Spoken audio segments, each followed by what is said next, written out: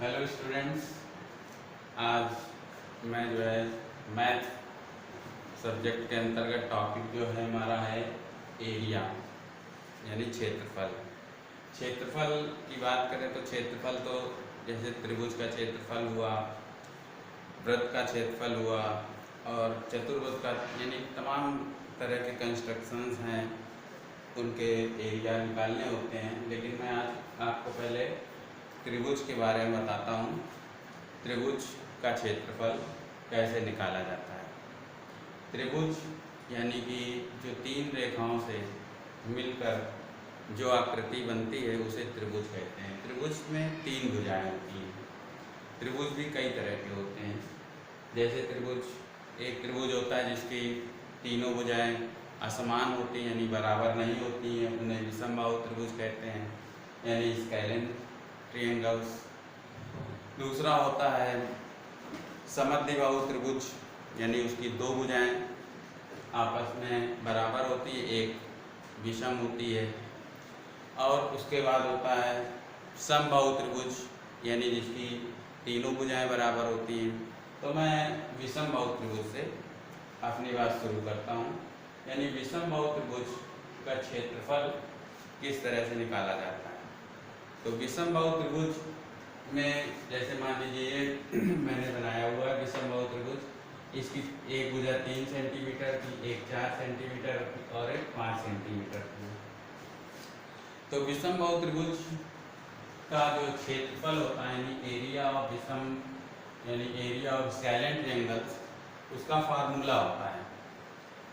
Area of scalene triangles का formula होता है। तो मैं फार्मूला लिख रहा हूँ, area of scalene triangle, area of scalene triangle अर्थात विषमबाहु त्रिभुज का क्षेत्रफल। विषमबाहु त्रिभुज का क्षेत्रफल अंडर रूट के अंदर S minus A, S minus B, S minus C,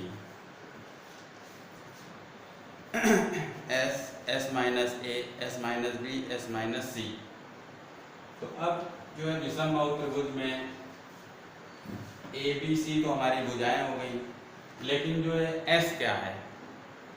S का मतलब होता है पूरी जो है भुजाएं, इनका परिमाप का आधा, यानी सेमी सरकमफ्रेंस, यानी कि जो भी परिमाप हमारा है इनका तीनों का भुजाओं का, उसका हाफ।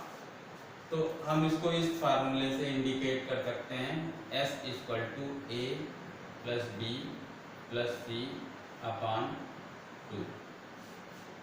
हालांकि ये जो क्वेश्चन है एरिया से रिलेटेड आप अपने प्रारंभिक कक्षाओं में पढ़ चुके हैं। ये तो 8th से शुरू हो जाता है क्षेत्रफल मैथ में, लेकिन कुछ बच्चे जो मैथ नहीं लिए थे हाई स्कूल में या इंटर में मैथ नहीं लिए थे, कला वर्ग में आ गए, उनको ये मैथ के छोटे छोटे सवाल नहीं आते हैं। डीएलएड के जो हमारे स्टूडेंट्स हैं, तो उनके लिए ये विशेष तौर से ध्यान देने वाली बात है। और बाकी जो बीएससी करके और जो साइंस फैकल्टी से मैथ से हैं रिलेटेड बच्चे, उनके लिए तो सब छोटी चीज़ें हैं, बट जो कला वर्ग के बच्चे हैं उनको जो है ये अच्छी तरह से समझना पड़ेगा। और इसके फार्मूले पर आप विशेष ध्यान दें, क्योंकि परीक्षा में ये प्रश्न जो है क्षेत्रफल से रिलेटेड पूछे जाते हैं। तो it is very necessary to know all the steps of area, how to solve the question related to area. Then अब अपने क्वेश्चन पे आ जाते हैं हम। तो जिस तरह से हमारा क्वेश्चन ये दिया हुआ है कि एक भुजा 3 सेंटीमीटर की, एक 4 की और एक 5 की। तो सबसे पहले जो है हम इसका हाफ करते हैं। S इक्वल टू 3 + 4 + 5/2, 3 और 4 7, 5 12/2, 2 6 या 12। ये s हमारा आ गया 6, s 6 आ गया। अब इसको हम अपने फार्मूले में रख देते हैं। बिल्कुल इजी है, आपको कुछ नहीं करना है, केवल रख करके उसको सॉल्व कर लेना है और कुछ भी नहीं करना है। तो अंडर रूट के अंदर हम अपने फार्मूले में ये जो हमारे यानी कि नाप दी हुई है त्रिभुज की वो हम रख लेते हैं। s हमारा आ गया 6 रख दिया।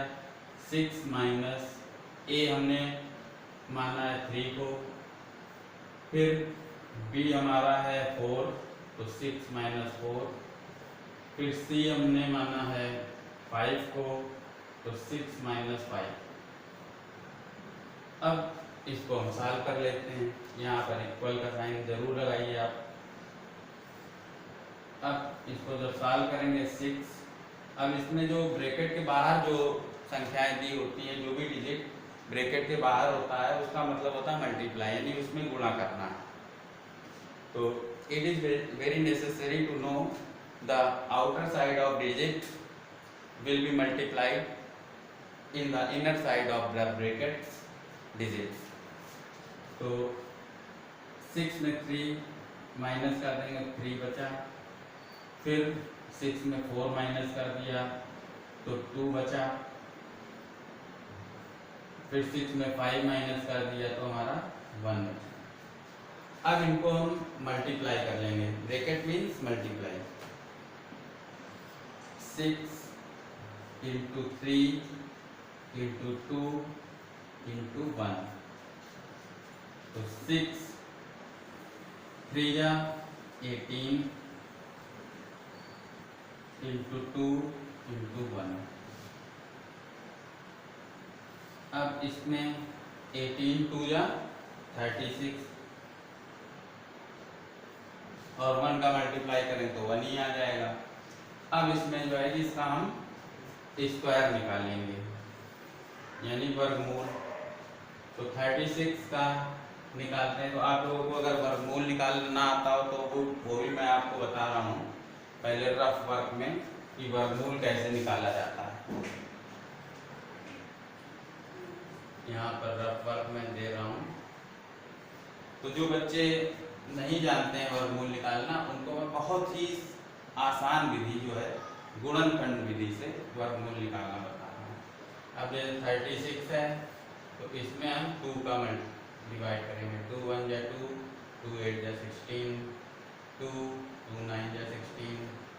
अब 2 से नहीं जाएगा, 3 से ले गए, 3 3 जा 9, फिर 3 1 जा 3। ये मैं आपको इसलिए बता रहा हूँ, बहुत से बच्चों को वर्गमूल निकालना आता भी होगा, किंतु आप डीएलएड में प्रशिक्षण प्राप्त कर रहे हैं, इसलिए आपको छोटे बच्चों को कैसे समझाना है इजीएस्ट वे में, ये आपको सीखना है।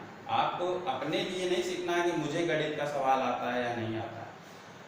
You have to train yourself how to teach the basic level students clearly by which they can understand your teachings. It is very necessary. यानी बच्चे आपके शिक्षण कार्य को आसानी से समझ जाएं, then you will succeed. अगर बच्चे समझ जाते तभी आप सफल हैं। आपको आता है उससे कोई मतलब नहीं। आपने बड़े हाई फाई ढंग से बता दिया, बच्चे समझ नहीं पाए तो समस्या है। आपको आसान ढंग से बिल्कुल समझाना है कि कोई भी स्टेप बच्चों को ऐसा ना हो कि समझ में ना आए। तो ये आप कोशिश करें कि हर एक चीज़ उनको आपको स्टेप बाय स्टेप समझाना है, यही चीज़ है। बाकी सवाल तो आपने पता नहीं कितने किए हुए गणित के जो है बड़े बड़े सवाल करें, उससे मतलब नहीं, आपको कुछ नहीं है। Because you are taking training how to teach clearly and in easiest way. चलिए अब जो है ये इसका हमने वर्गमूल निकालना है, तो कैसे निकाला, इसको गुणनखंड विधि से निकाला। छोटी संख्या है इसलिए गुणनखंड विधि से इसको निकाल दिया, नहीं तो बड़ी संख्या होती तो भागफल विधि से भी इसको निकाला जा सकता है। तो अब इनमें से एक एक जोड़े ले लेंगे, हमने 2 ले लिया और 3 ले लिया, ये आ गया 6। अब ये हमारा जो है यहाँ पर हमने इसको लिख दिया, अंडर रूट ये हटा देंगे और आ गया 6। अब इसके आगे क्या लिखना, केवल 6 नहीं, 6 सेंटीमीटर स्क्वायर। ये आपका जो है इसका क्षेत्रफल आ गया, यानी एरिया ऑफ स्केलेन ट्रायंगल। अब नेक्स्ट पार्ट में आपको हम समद्विबाहु और समबाहु त्रिभुज के बारे में बताएंगे।